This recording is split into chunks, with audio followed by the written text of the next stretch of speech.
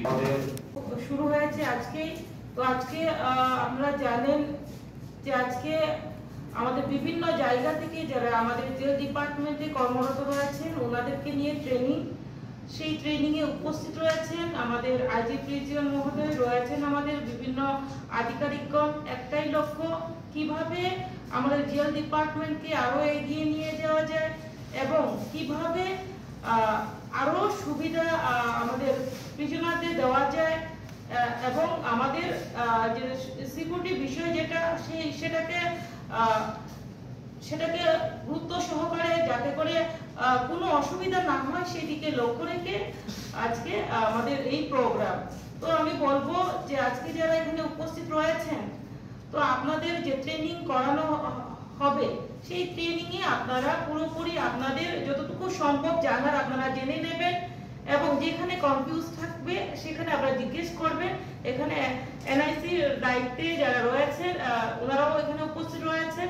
তো মূল কথা হচ্ছে যে আমাদের ত্রিপুরা রাজ্যে বিভিন্ন কোনায় কোনায় দেখা যায়, অনেক সময় দেখা যায়, আমরা লক্ষ্য করেছি বিগত দিনেও, যে কোনো একটা কারণে হতে পারে বাড়িতে কোনো অসুস্থ হয়েছে, কেউ মারা গেছে, সেই ক্ষেত্রে কাউকে ছুটি দেওয়া এবং কোনো প্রিজনার যদি অসুস্থ হয়ে যায় হসপিটালে নিয়ে যাওয়া, সেই ক্ষেত্রে দেখা যায় অনেকটা রিস্কের ব্যাপার হয়ে যায়, কখনো সেখান থেকে পালিয়ে যায়।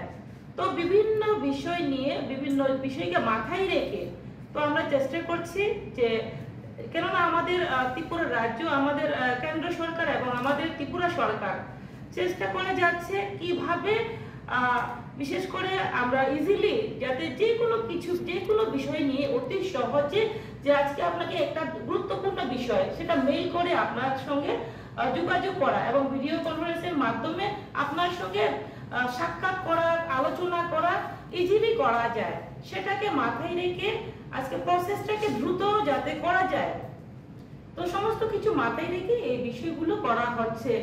যেমন আমাদের আইজি প্রেসিডেন্ট স্যার বলেছেন কি আমাদের এই পঞ্চায়েত পর্যন্ত আমাদের শুরু হয়ে গেছে। তো আমাদের ডিপার্টমেন্টের দরকার কি যে আমরা আরো এগিয়ে যাব, আরো যাতে আমরা ডিপার্টমেন্টকে কাজে লাগিয়ে আরো যাতে পাবলিকের বিভিন্ন প্রিজনার থেকে শুরু করে আমাদের স্টাফদের থেকে শুরু করে প্রত্যেকের যাতে সুবিধা হয় সেটা মাথায় রেখে আজকের এই প্রোগ্রাম। তো আমি বলবো যাতে করে আজকের ট্রেনিংটা আপনারা সঠিকভাবে নিয়ে নেবেন, যাতে আপনাদের যেটা চেষ্টা করা হয়, ধরুন আপনি যে কোনো একটা জিনিস চেষ্টা করেন তাহলে সেটাকে কাজে লাগানো যায়। যদি আপনি চেষ্টাই না করেন তাহলে সেটা আপনি জানতে পারবেন না, বুঝতে পারবেন না। কেননা কোনো কাজ যেভাবে আমরা মোবাইল ইউজ করি, প্রথম দিকে সেই মোবাইল আমরা call to call mobile use করতাম, আজকে দেখা গেছে সেটা আমাদের স্মার্টফোন হয়ে গেছে। তো সেটা প্রথম দিকে অনেকেই পারতো না, আজকে দেখা গেছে প্রত্যেকেই যারা পড়াশোনা নেই ওনারাও পারছেন।